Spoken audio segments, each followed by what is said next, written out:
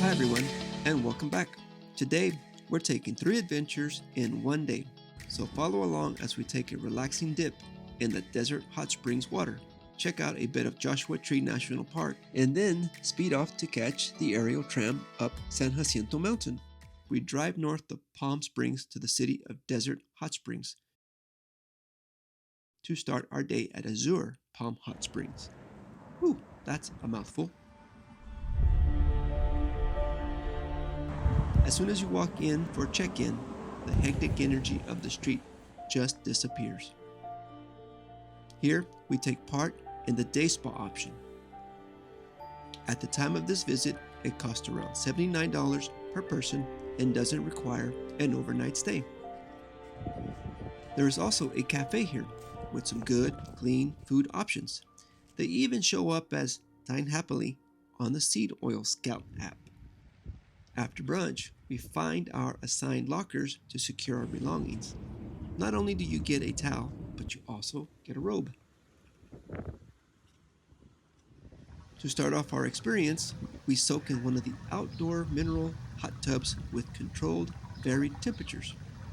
There's no specific order to follow here. The whole point is to relax, let the water take its effect, and allow your body and mind to reset. Some people come here to unwind quietly. Others stretch, breathe, or float, finding their own rhythm in the water. After soaking in the hot tubs, we try our luck at an open hot springs pool. Our first attempt wasn't successful, so we opted for the largest pool instead. I think we spent most of our time there, just relaxing, taking in the sun, and enjoying the benefits of the water. These waters are naturally mineral rich, which is part of what draws people here. What fascinates me most is the mineral content and how the water feels on my skin. I tried the reflexology walk. It's supposed to relieve stress and stimulate acupressure points in the soles of your feet. The water is hot, and honestly, I found it more torturous than relaxing. It definitely tested my feet and made me realize how accustomed I've become to modern shoes. Walking around among the desert blooms is an awesome visual experience, with views of Mount San Jacinto in the background.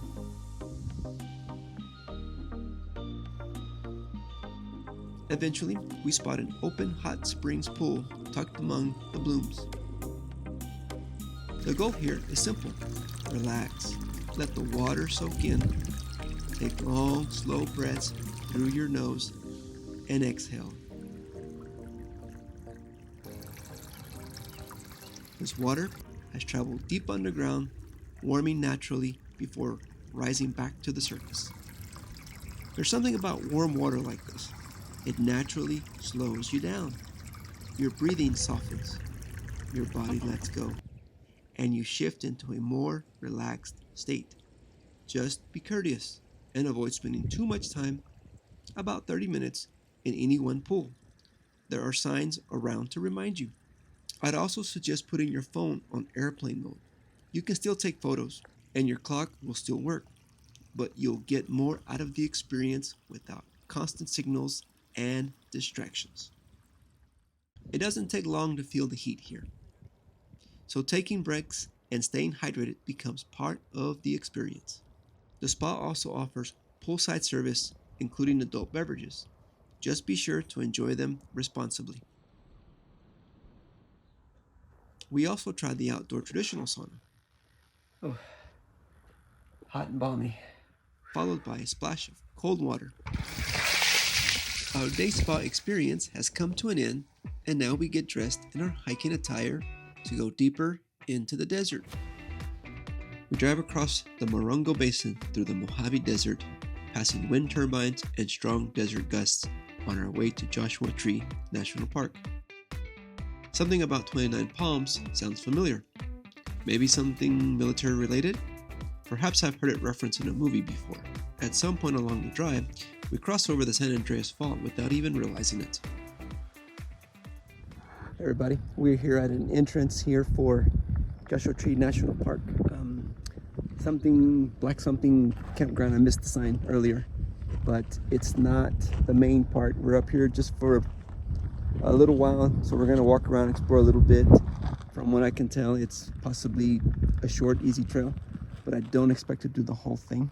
Just gonna get a few photos of the Joshua trees and a little bit of landscape, and it looks like it's a good opportunity for wildlife viewing again today. We arrived near the Black Rock Campground on the western side of the park, just south of Yucca Valley. We drive past the campground and park at the High View Nature Trailhead. No entrance fee is required here. Honestly, we're not exactly sure what we're looking for. There are plenty of informative signs pointing out the routes. But what exactly are we going to experience or discover out here? Well, that's part of the adventure. We decided to take a chance and choose the High View Trail, hoping for a bit of elevation gain and some good views. This is Monzo Granite. At first, I assumed these formations were some kind of sedimentary rock, like I've seen in other desert environments. But these rocks are actually intrusive igneous formations that form deep underground. The fracture patterns and weathering over time creates these massive stacked formations that almost look like giant puzzle pieces balanced on top of one another. This is one very common geological trait in this park. We also come across junipers, one of my favorite types of trees. In Texas, a lot of people know these as cedar. A common-sided blotched lizard stares us down, or it's instinctively staying still and hopes we don't notice it. There are many animals in the park that burrow to survive. There is even an endangered desert tortoise that survives in this manner.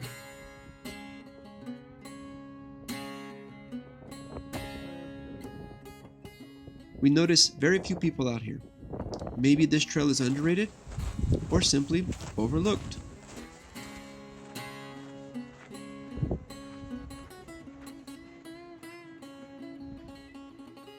At one point, a bright yellow bird catches my attention. We stop quietly to observe it, perched on a fuzzy teddy bear cholla. The bird is called Scott's Oriole. Its breeding range stretches across California, Arizona, New Mexico, Texas, and large portions of Mexico. This little guy is feasting on the pulp of budding fruit.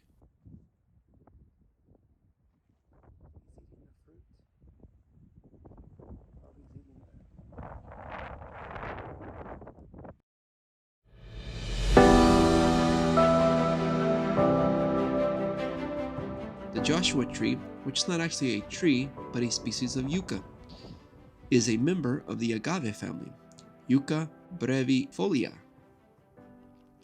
This park protects entire forests of them.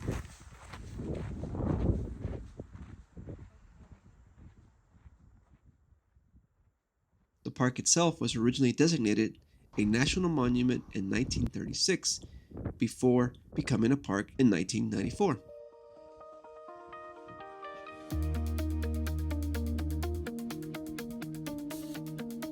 As we approach the turnaround point, the elevation beckons me to turn around.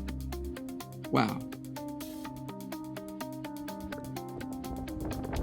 There are signs on the ground that tell us we have missed the wild sheep.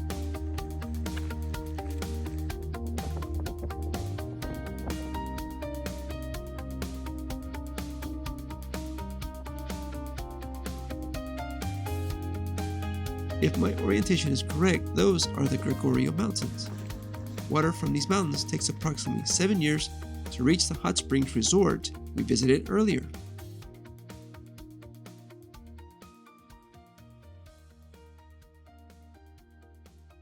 As we descend the trail, something on the ground suddenly stands out from everything else.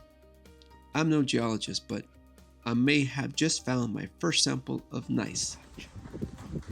The mineral banding is so distinct and sharp that it immediately catches my attention.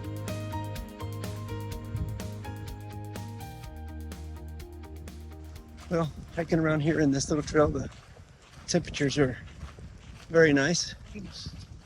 My watch says 79 degrees right now, and this is very pleasant compared to the desert floor down in Coachella, and there's a breeze up here, of course, and it's also late in the evening, late in the day, so temperatures do change drastically late in the afternoon.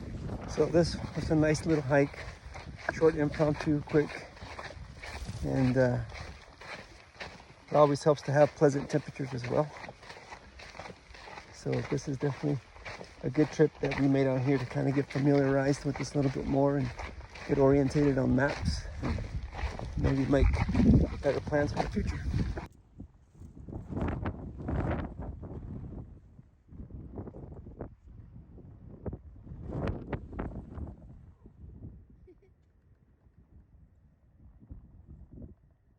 After taking in the views at the desolate Highview Trail, it's now time to drive back to Palm Springs and catch the aerial tram up to Mount San Jacinto State Park. We make it just in time for a scheduled tram ride.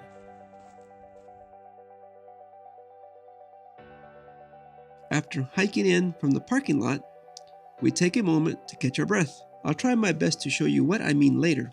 That was a challenge getting up here just from the parking lot to the tram. We unfortunately were in a bit of a rush to get here on time, and we made it, but we had no time to take videos or photo of what it's like to get up here. Soon, we get the signal to load up. All right, closing doors, folks.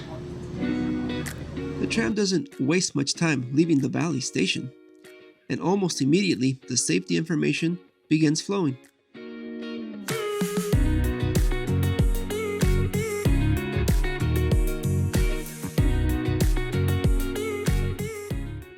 We're informed that the tram rotates during the ride, meaning you can't hold on to the same section of handrail for very long. But everyone gets constantly changing views as we travel up the mountain.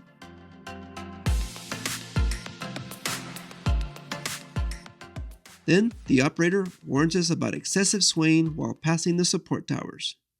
Wait, what? I'm not exactly afraid of heights, but hearing that announcement definitely gets my attention.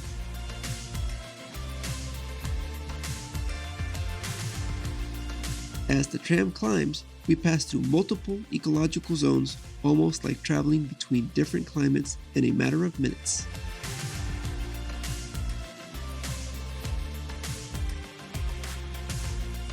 The tram travels along roughly 12,000 feet of cable and about 2.5 miles up the mountain. And the route is steep.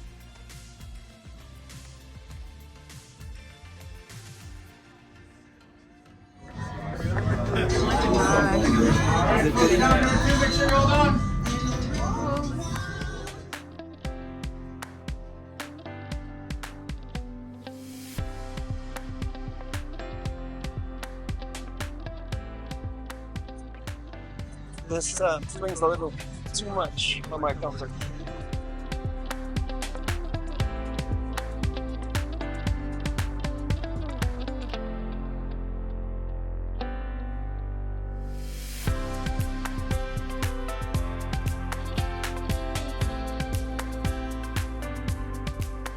Although it looks like it's coming down faster than us, we're actually going to St. Street, folks. This video also doesn't fully capture how much the tram actually sways. But right now, I guess we're halfway up. This not only rotates, but it also sways way more than I would like it to. Notice how far the operator moves away from the pole he's secured to while the tram shifts. The music gets us into an awesome vibe from the very beginning of the ride. Honestly, it feels like stepping into the world's smallest dance club suspended over a mountain canyon. I kind of feel like dancing. I have a feeling everyone else secretly does too. The music seems specifically curated for such an occasion and scenery. Or is this the operator's personal playlist? Either way, the tram ride has its own awesome soundtrack. Every time a song starts, it feels like the opening scene of an epic movie, where the music builds, the camera pulls back into a massive landscape shot, and the whole mood of the adventure begins to settle in. Too bad I can't use the same music in the final YouTube edit to recreate the exact feeling we are experiencing here. The tram doesn't just take us higher up the mountain, it transports us from the hot desert ecosystem below into a cooler alpine air above 8,500 feet. What a difference.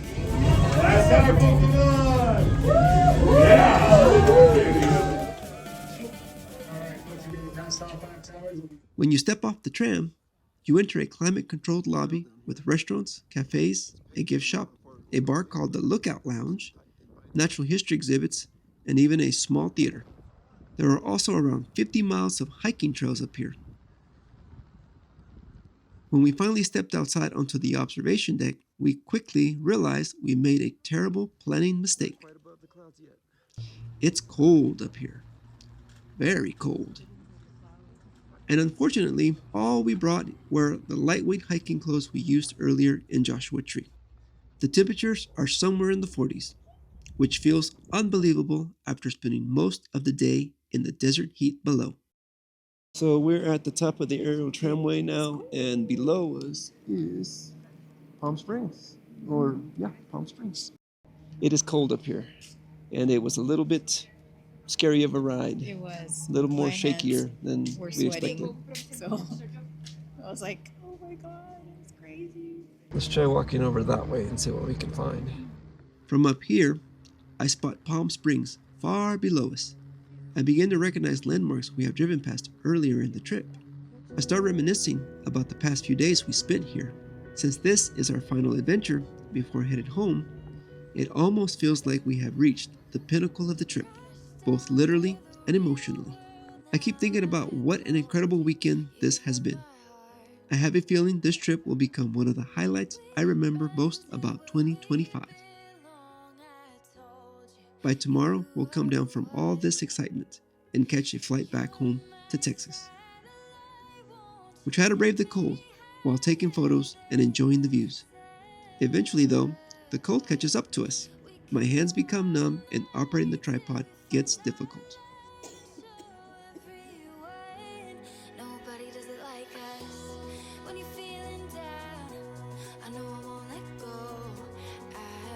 There's a road we travel down.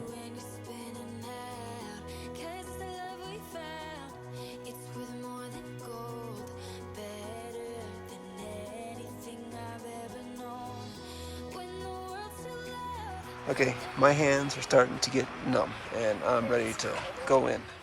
We head back inside to warm up and seriously consider buying sweaters from the gift shop. Buying a sweater would solve two problems at once. We would finally stop freezing, and we wouldn't have to keep searching for Palm Springs souvenirs later.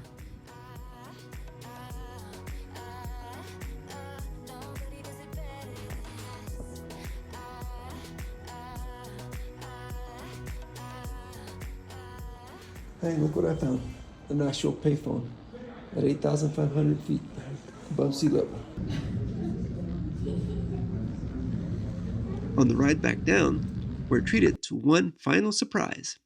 The last glowing remnants of a sunset. Since the tram travels along the eastern slope of Mount San Jacinto, the sun only briefly peeks over the edge of the mountain.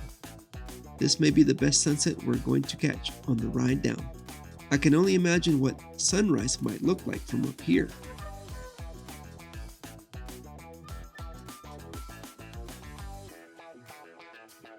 As we travel down, and I look up at the support towers and see the steep cliffs surrounding them, I can't help but to think about the engineering challenges involved in building and maintaining something like this out here.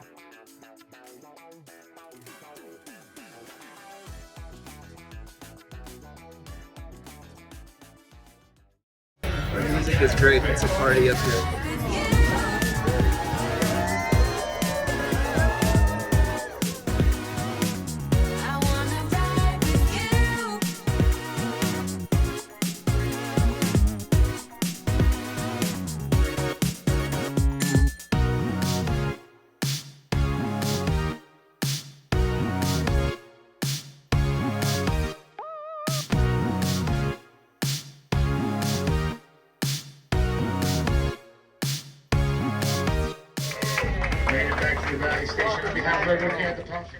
Well, that was quite the experience.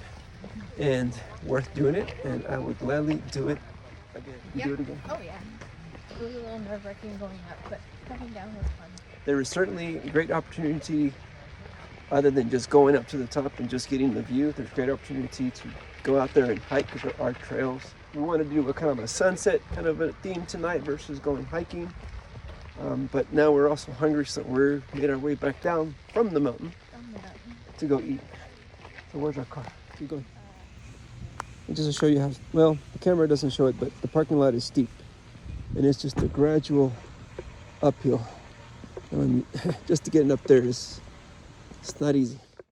Well, we are now back at the airport, headed back home to San Antonio, and it's kind of bittersweet.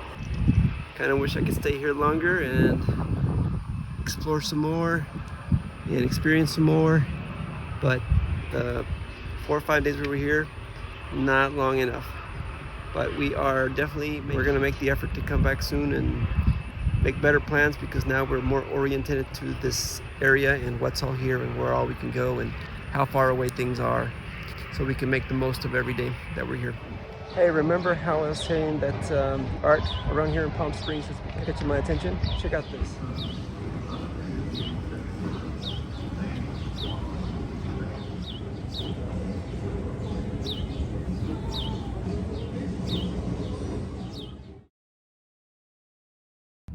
Are you willing to get in shape to do this? Get in shape. Are you? Well, yeah.